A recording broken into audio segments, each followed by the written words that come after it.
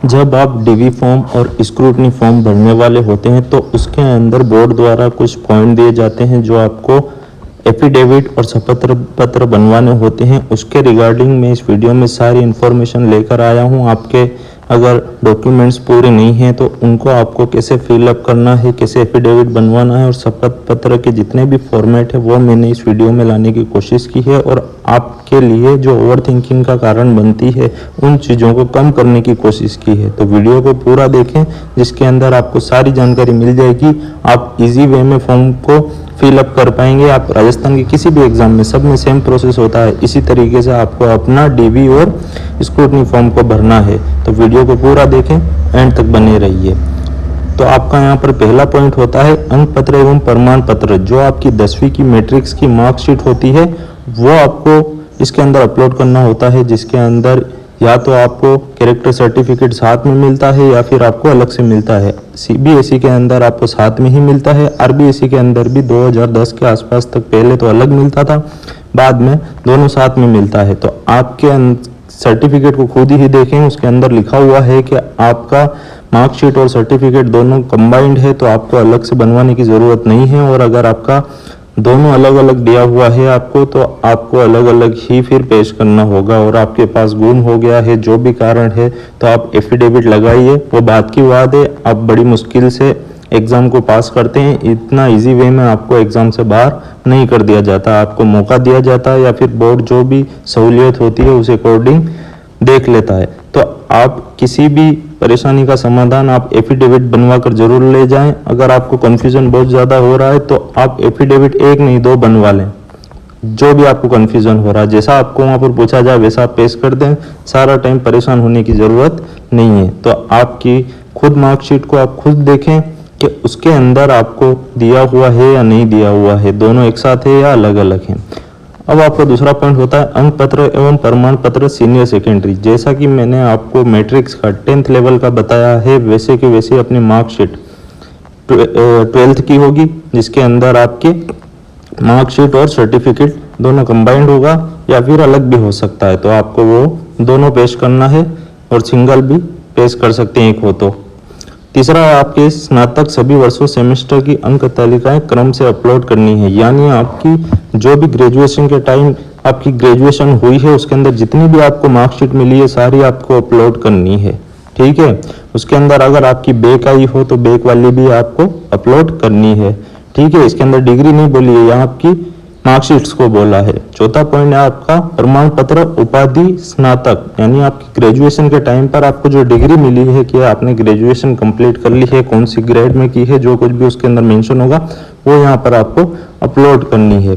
पांचवा पॉइंट आपका हो जाता है अंक पत्र अधिस्नातक यानी पोस्ट ग्रेजुएशन। पोस्ट ग्रेजुएशन अगर आपने की है, जैसे बीए के बाद अगर आपने एमए किया है और बीटेक के बाद एमटेक किया हो या फिर जिस भी डिग्री में आपने पोस्ट ग्रेजुएशन की है तो उसकी जितनी भी मार्कशीट्स हैं जो भी आपने अचीव की हैं वो उनको आपको यहाँ पर अपलोड की जानी है, ठीक है। तो दोनों को समझिएगा, ग्रेजुएशन और पोस्ट ग्रेजुएशन, अंडर ग्रेजुएशन और पोस्ट ग्रेजुएशन दोनों अलग अलग चीज़ें हैं, दोनों को अलग अलग अपलोड करनी है। और सारी आपकी जितनी भी आपको डिग्री मिली है, जितनी भी आपको मार्कशीट्स मिली है वो सारी अपलोड करनी है। डिग्री की जहाँ बात की जाए वहाँ पर आपको डिग्री अपलोड करनी है। अब आपका छठा पॉइंट आ जाता है उपाधि अधिस्नातक यानी पोस्ट पीजी की आपकी जो भी डिग्री मिली है वो आपको अपलोड करनी है। सातवां पॉइंट है अंक पत्र कंप्यूटर योग्यता संबंधी डिग्री की है आपके पास, डिप्लोमा है, प्रमाण पत्र है, जो कुछ भी आपने अचीव किया है, जितने भी सालों का आपने कोर्स किया है उसको जो भी है आपको यहाँ पर अपलोड करना है। उनकी अंक तालिका यानी उनकी भी मार्कशीट आपको यहाँ पर अपलोड करनी है। अब कंप्यूटर संबंधी डिग्री, डिप्लोमा, प्रमाण पत्र जो भी आपके पास है, जैसे RSCIT और PGDCA जो भी कोर्स आपने किए हैं उसके संबंधित डिप्लोमा की हो, जो भी आपके पास हो डिग्री वो आपको यहाँ पर अपलोड करनी है। फिर मूल निवास, ये आपके लिए सबसे ज़्यादा परेशानी का कारण बनता है। यहाँ से आपको समस्या ज़्यादा झेलनी पड़ती है कि मूल निवास TSP वालों का अलग होता है, नॉन TSP वालों का अलग होता है। TSP वालों के लिए विशेष मूल निवास होता है और विशेष मूल निवास को ही TSP कहते हैं। तो ऑनलाइन भी बनता है, ऑफलाइन भी बनता है। तो ऑनलाइन अभी बनने लगा है, ऑफलाइन भी आपका वैलिड है। अगर आपके पास ऑनलाइन वाला नहीं हो तो ऐसा नहीं है, लेकिन आपके पास एग्जाम का फॉर्म भरने से पहले का होना चाहिए, क्योंकि फर्जीवाड़ा होने की वजह से लोग सारे एग्जाम में बनवा कर ले आते थे इधर उधर जुगाड़ करके। तो उन सारी समस्याओं को समाधान के लिए बोर्ड ने ये कर दिया है कि आपके पास बहुत अधिक बिल्कुल लेटेस्ट नहीं हो। तो इन चीज़ों को बचने के लिए बोर्ड ने ये कदम उठाया है और आपको जो एग्जाम का फॉर्म भरने से पुराना है वो आपको देना है। तो मूल निवास जो नॉन टीएसपी वाले हैं उनको भी देना है, और अगर इनमें कोई संशोधन हो जाता है तो संशोधन के बाद वाला वैलिड होता है, यानी 2018-19 के अंदर 18 के एंड में या 19 के स्टार्टिंग में टीएसपी वाले में मूल निवास में संशोधन हुआ था तो संशोधन वाला आपको चाहिएगा। 10वां पॉइंट है आपका जाति प्रमाण पत्र। आर्थिक रूप से कमजोर, अनुसूचित जाति, एससी, एसटी और ओबीसी वगैरह वाले जो भी हैं, जिसके अंदर भी आपको जाति प्रमाण पत्र अपलोड करना होता है, तो अपना जाति प्रमाण पत्र, इसके अंदर नाम वगैरह में कुछ भी आपकी दिक्कत हो तो आप एफिडेविट बनवा लें। ठीक है, 10वीं की मार्कशीट को अपना बेस मानकर उसके अंदर जो भी नाम है, आपके पिताजी का नाम है, उसको पूरा बेस मानते हुए उसी के अकॉर्डिंग आपके सारे डॉक्यूमेंट्स हैं उनको करेक्शन करवाएं। करेक्शन नहीं हो पाता है तो एफिडेविट बनवाएं और सबमिट करवाएं। फिर उसके बाद है अन्य प्रमाण पत्र, दिव्यांगजनों हेतु, स्पोर्ट्स वाले, परित्यक्ता, संतान संबंधी और एनओसी जो अपने विभाग से मिलनी होती है, तो उससे संबंधित जितने भी परफॉर्म हैं वो भी मैंने यहाँ अपलोड किए हैं, जो कि आपको सभी जगह मिल जाएंगे और आपके पास कलेक्ट्रेट के वहाँ पर भी आपको नीचे आपके जिला के अंदर मिल जाएंगे। तो इस तरीके के जो फॉर्मेट हैं उसके अंदर आप साइन वगैरह करवाएं, अपने पड़ोसियों के जहाँ पर कहीं साइन होते हों तो करवाएं। और चरित्र प्रमाण पत्र, इसके अंदर मैं बता देता हूं कि चरित्र प्रमाण पत्र जो आपका है वो 2 बनवाने हैं आपको, जिसके अंदर फोटो लगा हुआ भी आता है, बिना फोटो वाला भी आता है। तो बिना फोटो वाला भी आप बनवा लेते हैं तो आपको किसी प्रकार की कोई दिक्कत नहीं होने वाली है। और चरित्र प्रमाण पत्र के ऊपर गजेटेड ऑफिसर आपके जो परिचित नहीं हो, जो आपके परिजन नहीं हो, यानी आपके माता पिता भाई बहन नहीं हो, यानी आपके थोड़े से दूर के हों, रिलेटिव भी हो तो भी चलेंगे लेकिन थोड़े दूर के हों, उनसे बनवा ले तो ज़्यादा सहूलियत रहेगी, है ना। बनवा लिया हो घर वालों से तो कोई दिक्कत नहीं है, लेकिन आपको बाहर वालों से बनवाना ज़्यादा बेहतर रहता है जब आप चरित्र प्रमाण पत्र की बात करते हैं। घर वाले तो अपना अच्छा ही चरित्र बताएंगे, बाहर वाले का लिए जरूरी होता है कि वो अपना चरित्र कैसा है वो बताता है। तो आप बाहर वालों से बनाना उचित समझे तो आप कहीं से भी बनवा सकते हैं। तो शपथ पत्र 12वां पॉइंट है जाति प्रमाण पत्र के संबंध में बोर्ड की वेबसाइट पर कैंडिडेट कॉर्नर में आपको इस तरीके का कुछ शपथ पत्र मिल जाएगा जो आपको फिल करना है, और ध्यान से फिल करें, किसी प्रकार की गलती नहीं करें। इन्फॉर्मेशन आपको पसंद आए तो लाइक, कमेंट और शेयर करें और सब्सक्राइब करना ना भूलें। और आपके पास कोई इन्फॉर्मेशन में इसमें कोई त्रुटि हो तो आप उसको संशोधित करके कमेंट सेक्शन में जरूर बताएं। 13वां पॉइंट है हस्तलिपि आपको लिखनी है तो अपने हाथ से लिख कर ही उसको अपलोड करें। परफॉर्मा आपको कैंडिडेट कॉर्नर में इस प्रकार से कुछ ये भी मिल जाएगा, तो अपने हाथ से ही लिख कर इसको अपलोड करें।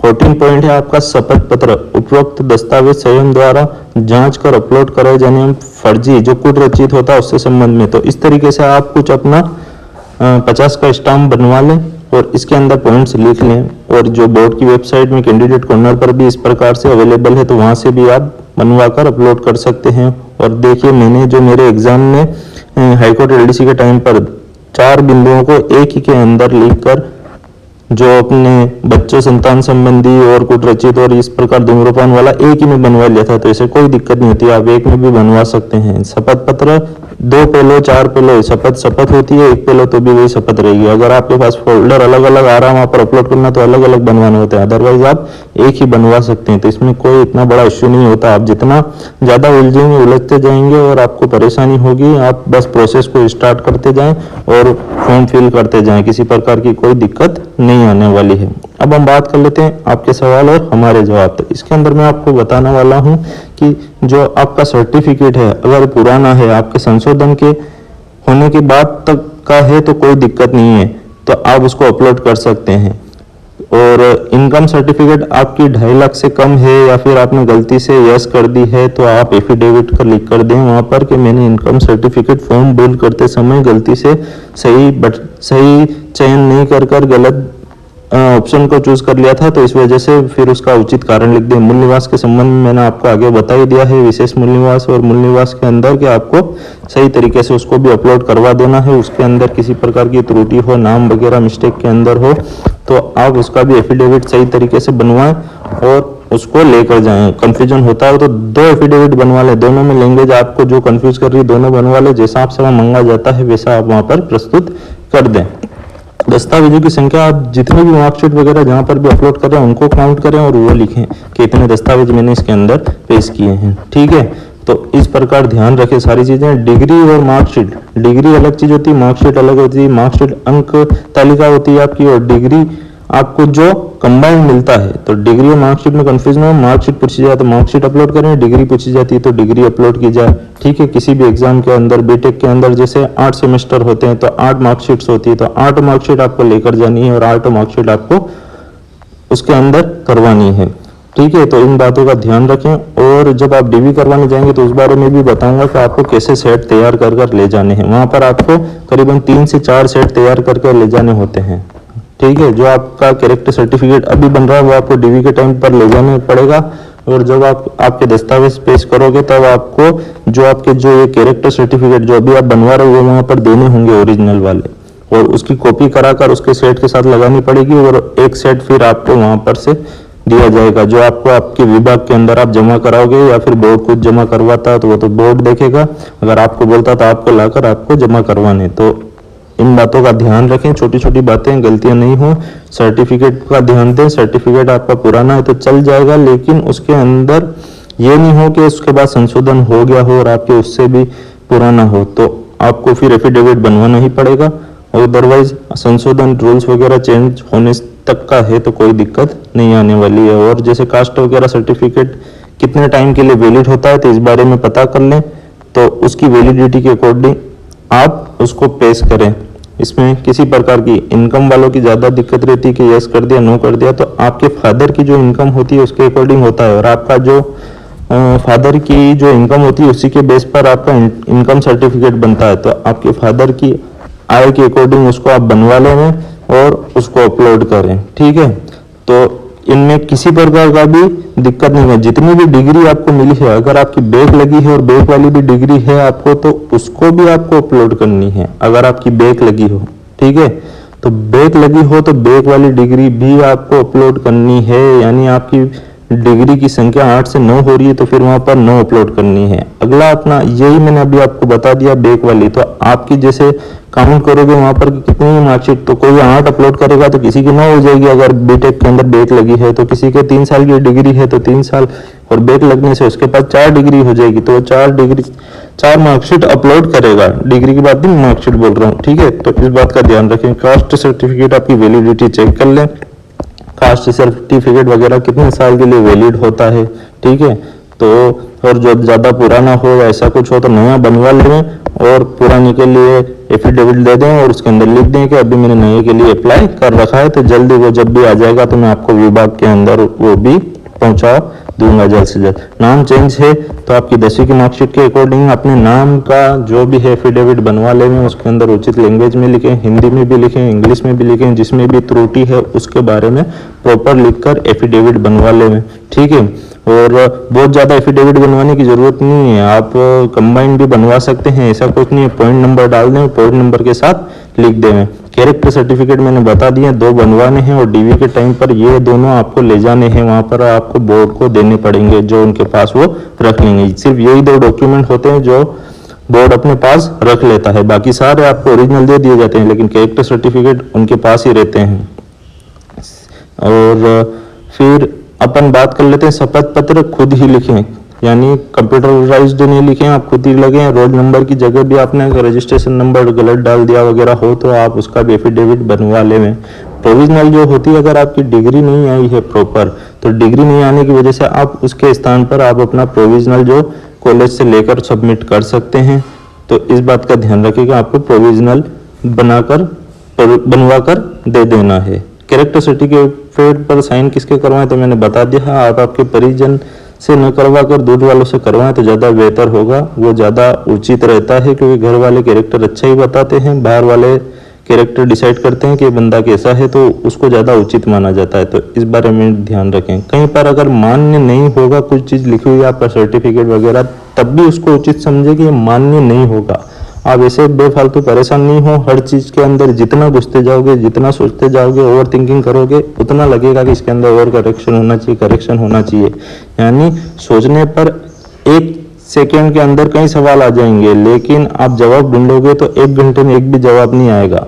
तो दिमाग का काम है जवाब, मन का काम है सोचने का, जो सवाल हजारों सवाल खड़े कर देगा, और दिमाग का काम है जवाब देने का। तो जो जवाब उचित होता है उसी को काम करें। आप फालतू की बातें नहीं सोचते रहें कि इसके अंदर किसी ने ऐसा बनवाया, उसके ये था, उसके ये था। आप अपना प्रॉपर वर्क करें, किसी प्रकार की कोई दिक्कत नहीं आएगी। जैसा बोला है उसको कुछ, अगर बोर्ड ने उसके अंदर प्रोहिबिटेड कर रखा है, यानी निषेध, यानी किसी चीज को बिल्कुल ही रुकावट कर रखी है, तो उसको आपको रुक जाना, उसके अगेंस्ट में नहीं जाना। जैसा आपको बोर्ड ने बोला है उसको वैसा ही इजी वे में आप उसको करें, कोई दिक्कत नहीं हो। वीडियो पसंद आए तो लाइक कमेंट और दोस्तों को शेयर जरूर कर दें। और आपके पास में कुछ भी जानकारी हो, मेरे बताने में कोई गलती हुई हो, तो उसको सुधार कर कमेंट सेक्शन में जरूर लिखें, जिससे सभी का भला हो सके।